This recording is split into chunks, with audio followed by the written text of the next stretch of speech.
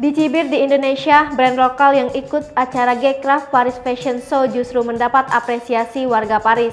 Sederet brand lokal tersebut tuai kritik dan cibiran karena dianggap mendompleng ajang Paris Fashion Week 2022. Banyak kesalahpahaman terkait acara yang dibuat oleh G-Craft tersebut.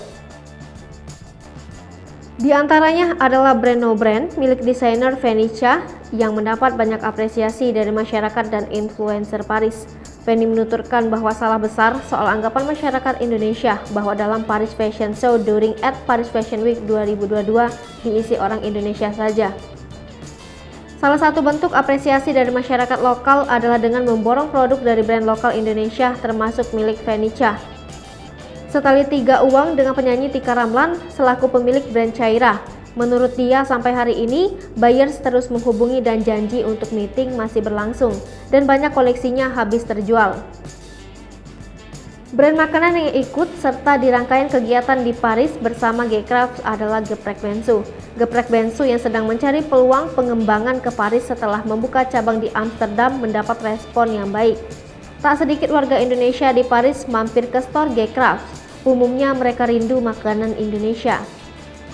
Pencapaian ini merupakan langkah positif dari kegiatan yang dilaksanakan di Paris, sebab tujuan utama G-Craft adalah untuk lokal brand UKM untuk banyak mendapat peluang dan pasar Eropa lebih mudah. Penny menyayangkan masyarakat Indonesia yang banyak mencibir brand-brand lokal yang sedang berada di Paris. Brand No Brand bersama deretan brand lokal lainnya baru saja mengikuti acara Paris Fashion Show during at Paris Fashion Week 2022 yang digelar oleh Gerakan Ekonomi Kreatif Nasional atau G-Craft. G-Craft membuka temporary store di Paris bertempat di 51 Rue Turenne. Terdapat 10 brand yang ikut fashion show di Paris dan ditambah dengan UKM di bawah Hipmi Jaya. Store dibuka oleh Duta Besar Indonesia di Paris Muhammad Omar bersama Atase Perdagangan Ruth. Mereka melihat seluruh produk dan mengapresiasi sekaligus memberikan arahan untuk mempersiapkan pasar Paris.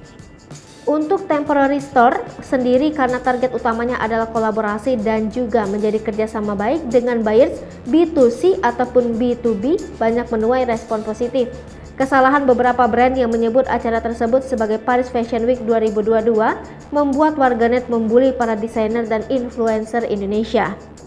Hai pemirsa Sri Popo TV, jangan lupa komen, like, dan subscribe, serta tonton